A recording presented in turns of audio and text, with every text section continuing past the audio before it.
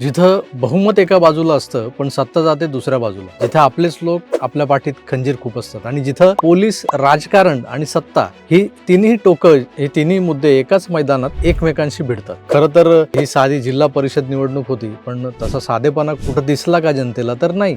अहो, या निवडणुकीतून महाराष्ट्राच्या जनतेनं काय अनुभवलं तर साताऱ्यातला पॉवर गेम अनुभवला. आज सकाळीच विधान परिषदेत या मुद्द्यावरून प्रचंड गरमागरमी झाली. उपसभापती नीलम गोरे यांनी सातारच्या एसपीला निलंबित करा असे निर्देश सरकारला दिलेले आहेत. एवढं असं झालंय काय? तर मागच्या आठवड्यात कॅप्टन अशोक खरात नावाच्या लिंग प्रतापी बुवाच्या कारनाम्यांनी मीडियाचा सगळा अवकाश जो होता तो व्यापून टाकलाय. त्यामुळे त्या बुवाच्या बातम्या आणि क्लिप्स याच्या पलीकडे ना वर्तमानपत्रात काही छापून येतंय, ना टीव्ही चॅनल दुसरं काही दाखवते. सोशल मीडियावर तर खरात बाबांच्या टेबलावरच्या कंबरतोड लीला दाखवणाऱ्या क्लिप्स आणि त्या क्लिप्सचे स्क्रीनशॉट याचाच महापूर आलाय. त्यामुळे महाराष्ट्राच्या एका कोपऱ्यात, एका जिल्ह्यात सत्तेच्या राजकारणासाठी झालेलं जे काही धुमशान आहे ना, ते मात्र दुर्लक्षित राहिले. राज्याच्या एका मंत्र्याच्या हाताला जखम होईपर्यंत धक्काबुक्की केली जाते, त्याला जेरबंद करून घेरलं जातं, तेही पोलिसांकडून. त्यामुळे आश्चर्य वाटतंय आणि प्रश्न पडतोय की पोलिसांचं नेमकं काम काय असतं? पोलीस हे एखाद्या राजकीय पक्षाचे पेड नोकर असतात, पेडणेकर नाही, पेड नोकर असतात की जनतेचे सेवक असतात? राजकारणी हे पोलीसच काय तर IPS, IAS, सेक्रेटरी लेवलच्या सनदी अधिकाऱ्यांना आपल्या तालावर कसे काय बरं नाचू शकतात? पण नाचवतात. आणि हे जनतेचे सेवक त्या राजकारण्यांच्या तालावर नाचतातही. सातारा झेडपी निवडणुकीत नेमकं काय झालं होतं हे पाहायला हवं. सत्तेसाठी महायुतीतच कसा उभा धावा पेटलाय हे जाणून घ्यायला हवं.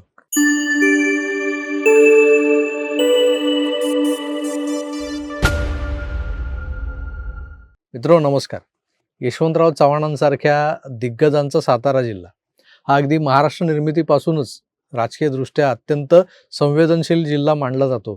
कृष्णाकाठचं पाणी जे एरवी शांत वाटतं, त्याच्या राजकारणांनी कधी कधी पेटून उठतं, कधी कधी ढवळतं, कधी कधी गढूळ होतं. त्यामुळे कृष्णाकाठ हा तसा महाराष्ट्राच्या राजकारणात फेमस आहे. त्यामुळे इथलं राजकारण, अगदी स्थानिक पातळीवरचं राजकारण देखील वेगळंच असतं आणि इथे सत्तेचा खेळ हा देखील नेहमी वेगळाच राहिलाय.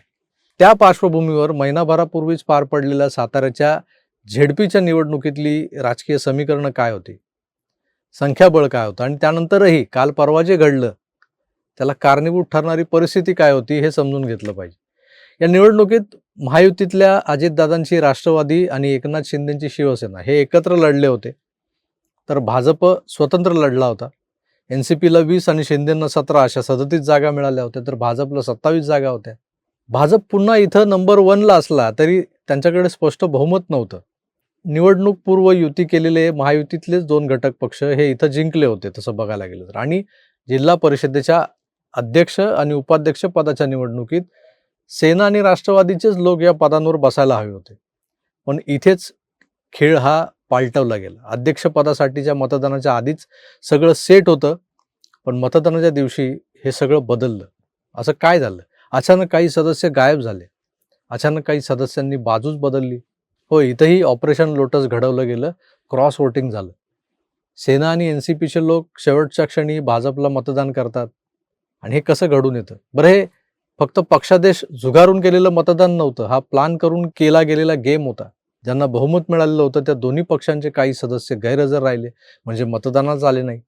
काहींचं अपहरण झालं असा आरोप केला जातो. त्यामुळे बहुमताचा आकडा खाली आला आणि अर्थात त्याचा भाजपला फायदा झाला. शेवटी 1-2 मतांच्या फरकांनी भारतीय जनता पक्षाचा उमेदवार जिंकला. हा जो काय निकाल लागला साताऱ्यात, आणि त्यानंतर तिथलं राजकारणच पेटलं. शिवसेना आणि राष्ट्रवादीचे नेते आरोप करू लागलेत की साताऱ्यात लोकशाहीची हत्या झाली. पोलिसांनी आमचे सदस्य रोखले, काहींवर दबाव टाकला गेला. काही ठिकाणी तर थेट आरोप झालाय की मतदानाला सभागृहात निघालेल्या सदस्यांना पोलिसांनी अडवलं, आत जाऊच दिलं नाही, ढकलाढकली झाली. आपल्या पक्षाच्या सदस्यांना सोबत घेऊन निघालेल्या राज्याच्या मंत्र्यांनाही, म्हणजेच या राज्याचे गृहराज्यमंत्री शंभूराज देसाई यांना देखील तिथं बंदोबस्ताच्या नावाखाली आपली वेगळीच ड्युटी करायला आलेल्या पोलिसांनी रोखलं होतं. झटापटीत शंभूराज देसाई गंभीर नाही पण बऱ्यापैकी जखमी झाले, रक्त निघेपर्यंत जखमी झाले. राज्याच्या गृहराज्यमंत्र्याला हात लावण्या इतपत स्थानिक पोलीस हे एकतर्फी भूमिका कसे काय बरं घेऊ शकतात? असा कुठला कायदा आणि कुठली कायदा सुव्यवस्थेची अशी आणीबाणी निर्माण झाली होती तिथं की हे शंभूराज देसाई, मंत्री शंभूराज देसाई त्या पोलिसांना गुन्हेगार वाटावेत? तर शंभूराज देसाई यावर जे काही बोललेत ना ते तुम्हीच ऐका. आम्ही चाललो 4थ्या मजल्यावर. सभापती महोदय 10 फुटाचं अंतर होतं. जे मेटल डिटेक्टर लावला होता जिथनं सदस्य आत जातात सभागृहात त्या मतदानाच्या ठिकाणी, ते मांडवे म्हणतायत अरे पालकमंत्री आहेत, मला जाऊ दे मताला. सभापती महोदया, ह्या दंडाला 4 पोलीस माझ्या, हे अजून दुखतंय. ह्या दंडाला 4 पोलीस, दोघांनी कंबर आवडली माझी. अंग सभापती महोदय माझा अजून ठणकते. 4 दिवस झाले मी गोळ्या खातोय. मला त्या सदस्य सकट फटफटत नेलं. यांचे बंधू खासदार नितीन काका पायऱ्यांवरनं त्याला खाली पाडलं. ह्यानाही ढकलत एका खोलीत नेऊन तिकडे ढकललं बाजूला.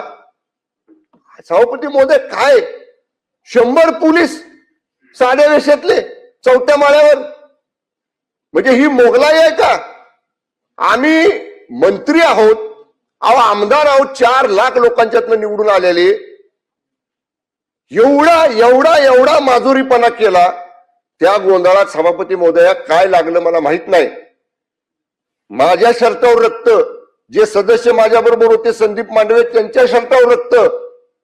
माझ्या बॉडीगार्डच्या लक्षात आल्यावर त्यानं रुमाल काढून मला दिला. मी दाबून धरलो थोडा वेळ. तोपर्यंत आमच्या दोन्ही सदस्याला पोलीस पळवत घेऊन गेले. सभागृहातून नेलं का तुमच्या? सभागृहाच्या अलीकडे त्या बॅरिक जे मेटल डिटेक्टर असते आत जायला लावलेलं ते 5 फुटावर होतं सभापती महोदय. मला एकच म्हणायचे सभापती महोदय, त्या पोलिसांचं, आमची पार्टी मिटिंग होती तिथं 2000 आमचे कार्यकर्ते होते, तिथं धाडस झालं नाही. 4थ्या माळ्यावर भाजपचे सगळे कार्यकर्ते होते.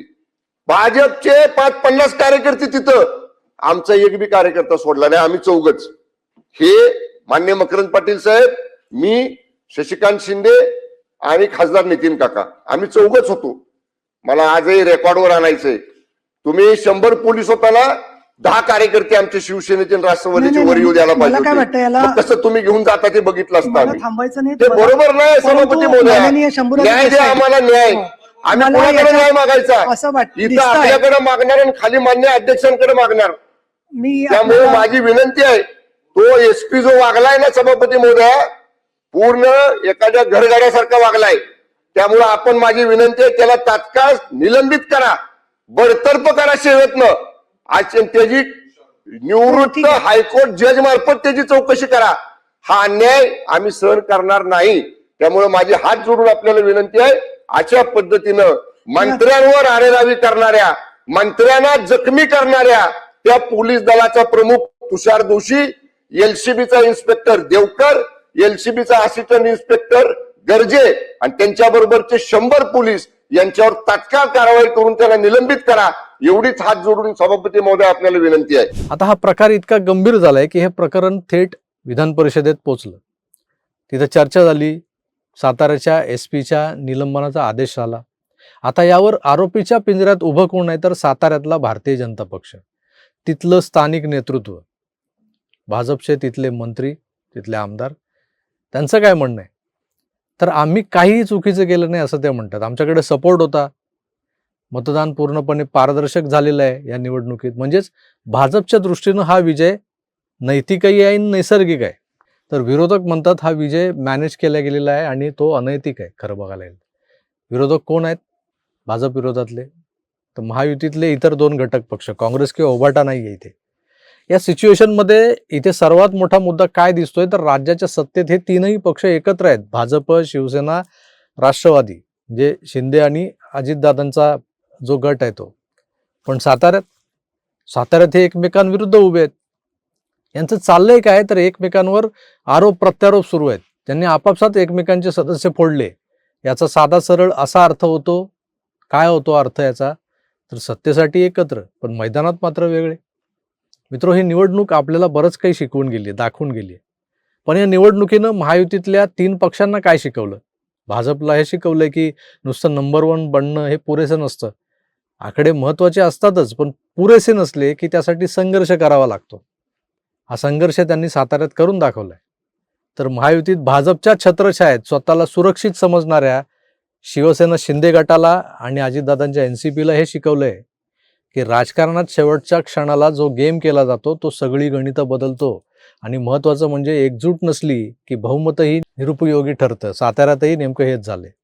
साताऱ्यात बहुमत एका बाजूला होतं, पण सत्ता दुसऱ्या बाजूला गेली. हा फक्त एका लोकल बॉडीच्या अध्यक्षपदाच्या निवडणुकीचा निकाल नाहीये. हा आहे महाराष्ट्राच्या राजकारणाचा आरसा. सातारा झेडपीच्या अध्यक्षपदी बसलंय कोण? एवढं सगळं करून अखेर भाजपचा अध्यक्ष झाला. पण तो कोण आहे? तर तो शिंदेच्या शिवसेनेचे आमदार असलेल्या महेश शिंदे यांच्या पत्नी आहे. कारण सौभाग्यवती महेश शिंदेंनी भाजपकडून निवडणूक लढवली होती. आता बोला, आपलेच जात आणि आपलेच वोट. केंद्रात, राज्यात सगळीकडे भाजप शिवसेनेची युती आहे. पण एका झेडपी अध्यक्षपदासाठी या दोन पक्षात अक्षरशः गँगवॉर सारखी हाणामारी साताऱ्यात झाली. निवडणुकीच्या दिवशी नेमकं काय झालं हे चित्रणात दिसतंय आपल्याला. टीव्हीवर काही फुटेज आपण पाहिलेले आहेत. काही प्रत्यक्षदर्शी पत्रकार सांगतायत की मंत्र्यांच्या अंगावर पोलीस जाऊन गेलेत. एक कॅबिनेट मंत्री दमदाटी करत चक्क गुंडासारखं वर्तन करत होता. हे नाट्य जिथं रंगलं होतं त्या रस्त्याच्या कडकडनं जाणारी सामान्य जनता ही बघ्याच्या भूमिकेत होती, प्रेक्षकांच्या भूमिकेत होती. खरं तर हे तीनही पक्ष सत्तेतले पक्ष आहेत, हे ती जनता बघत होती. साताऱ्याच्या झेडपीसाठी जीवाचा आकांत करणारे चारही स्थानिक मंत्री उद्या कॅबिनेटमध्ये मांडीला मांडी लावून बसतील. पण बघ्याच्या भूमिकेत असणाऱ्या जनतेच्या मनातून तर ते साप उतरलेच असतील ना. लोकशाहीच्या नावाखाली आपल्या देशात, आपल्या राज्यात काय काय चाललंय आणि याच लोकशाहीत जो मतदान करणारा मतदार राजा आहे तो फक्त मतदानाच्या दिवशीच राजा असतो हे पुन्हा एकदा सिद्ध झालं. आणि बाकीच्या दिवशी निवडून आलेले आमदार, खासदार, मंत्री, नगरसेवक हे बादशाह असतात. यालाच तर लोकशाही म्हणतात. मित्रो, साताऱ्यातल्या लोकशाहीच्या नावाखाली झालेल्या गँगवॉर बद्दल तुमचं मत काय? होय, हे गँगवॉर होतं माझ्या मते. बिहारला शिव्या घालणारे आपण महाराष्ट्रीयन लोक आता बिहारच्याच वाटेने चाललोय असं नाही का वाटत तुम्हाला? तुम्हाला जे काय वाटतं ना ते आपल्या नाव गावानिशी बेधडक लिहा, बिंदास्त व्यक्त व्हा कमेंटमध्ये. पुढच्या एपिसोडमध्ये मी मला आवडलेल्या कमेंट जाहीररित्या वाचून दाखवणार आहेत. सरकारपर्यंत पोहोचल्या पाहिजेत या सगळ्या कमेंट्स. तुर्ताच इथेच थांबतो. पुन्हा भेटूच. तर आपली काळजी घ्या आणि पाहत राहा आपलं आवडतं यूट्यूब चॅनल आकार DG9. धन्यवाद. नमस्कार.